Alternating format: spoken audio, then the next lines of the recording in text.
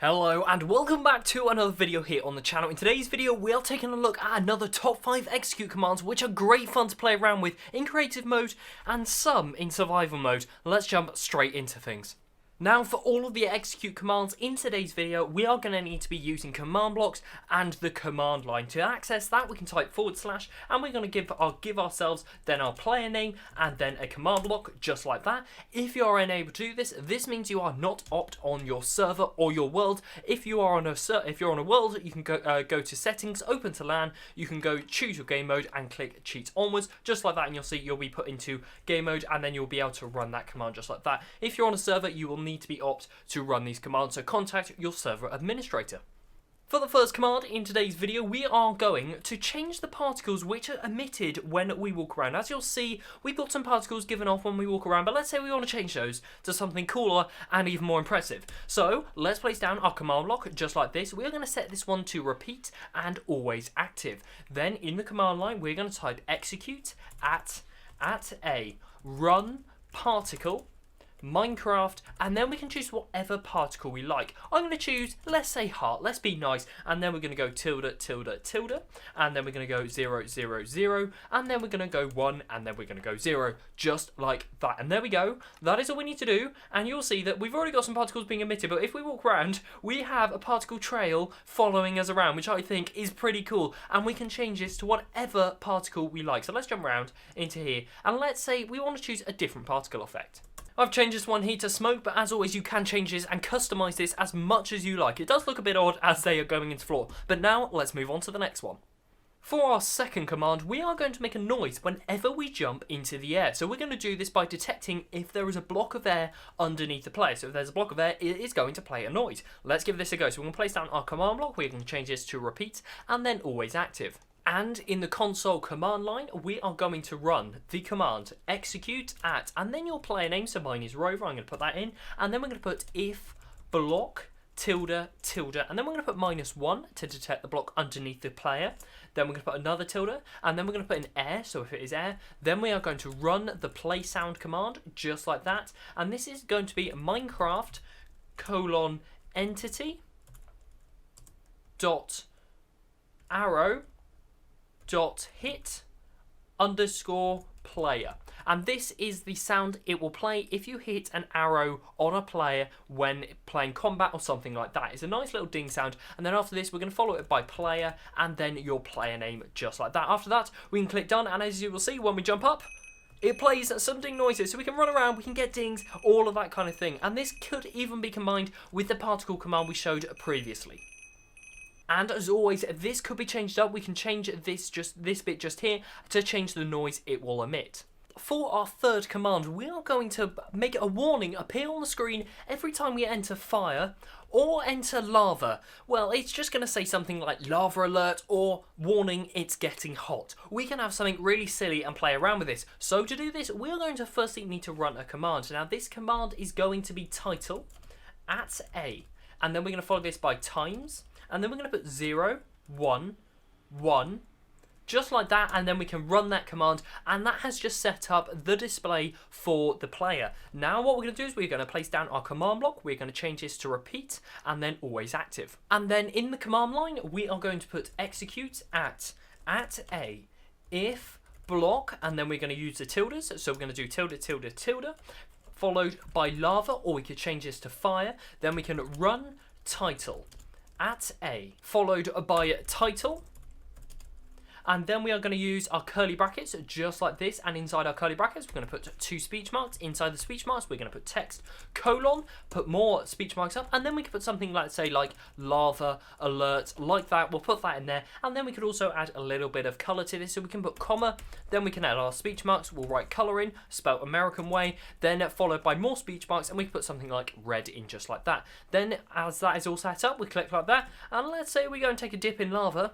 you'll see that on the screen it says lava alert, we better get out of here, just in case you didn't already notice you're in lava. But as we know, we can change this over, so we can change lava there to fire. So if we change that to fire, we jump in here, I mean it'll still say lava alert, but we could change it over, and as you will see, yes, it gives you a nice little warning. A nice silly contraption for you to make just there. For our fourth command, we are going to display an entity's health in the boss bar, which appears at the top, similar to the Wither, the Elder Guardian, the Ender Dragon, something like that, but we can do this for any entity we like. So we're going to do it for this Iron Golem just here. Firstly, we are going to need to run some commands to get this set up. So we're going to run the command /bossbar add, and then we're going to do something along the lines of Golem Health. It must have a colon in there somewhere, followed by we can name this this boss bar itself. So I'm going to call this something like Iron Golem Health.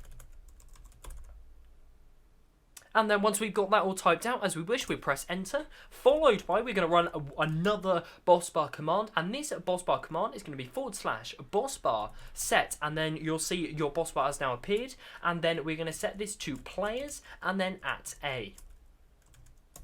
And as you'll see, once you press enter on that command, you will see it appears at the top of the screen. Then we can stylize our boss bar just a little bit. So I'm going to run the command /bossbar set, and then we'll choose our boss bar. We are going to follow this by style, and then we can change it to something like a different notch. So I'm going to choose mine to notch 20, and you'll see those as the little lines into your boss bar. And to change the color of your boss bar, we can run a similar command. It can be /bossbar set your boss bar name, followed by color, and then you can choose your color. I'm going to go for green, just like that, and you'll see that now appears at the top of your screen just how you'd like it. Now we actually need to get the Golem's health into the command block, which will send it into the boss bar. So we are going to place down our command block, and inside our command block we're going to change this to repeat and then always active. And inside of the command line we're going to put execute store result boss bar, and then we're going to choose our boss bar name, just as you'll see that appears there. We're going to follow this by value,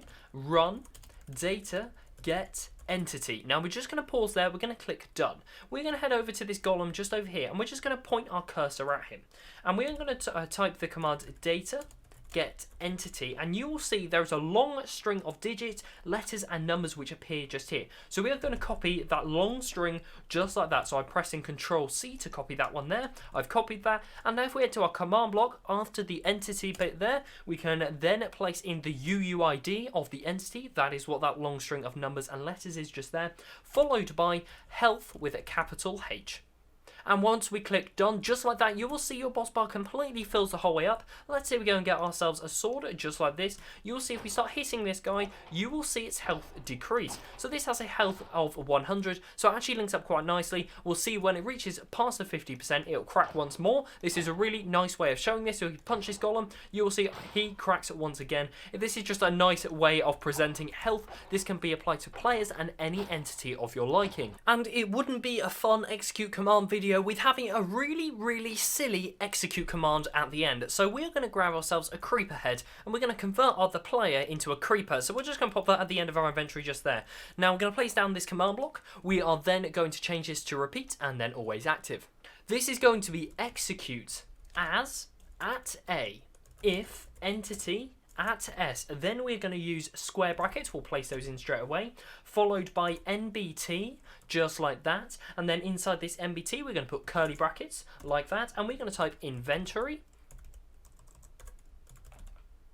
We're going to type inventory just like that, followed by a colon, followed by square brackets, then curly brackets. And inside of these curly brackets we're going to type ID, followed by we're going to type ID followed by 2 quote marks, and inside the quote marks we're going to type in Minecraft creeper _head, and outside of the speech marks we're going to put comma followed by slot 103B on the end, just like that. It is a fairly long command, I understand, and as you'll see, that is that part of the command done. We can come outside of that NBT data, and then we can put followed by @S, run, summon, TNT. As you know, TNT's got to be in it. It's creeper related. And then we're going to use curly brackets on the end after the tildes, followed by fuse : 0. So this is now on always active. Now you'll see I've got a creeper head in my inventory, but nothing much is happening just yet. When I put this on, my volume I'm just going to adjust before I put this head on because I think things could get pretty loud. So I've significantly reduced my volume and I'm going to place the creeper head on and you'll see that I'm now a creeper. Now if you're in survival mode, this means the moment you put a creeper head on, you will explode to your death, which I think would be pretty funny. But if we are in creative mode, it's similar to one of the first execute commands I ever showcased on this channel. And yeah, we get to run around like this, but if we were in creative mode, we would TNT keeps spawning everywhere, and the moment we take the creeper head off, it all goes away.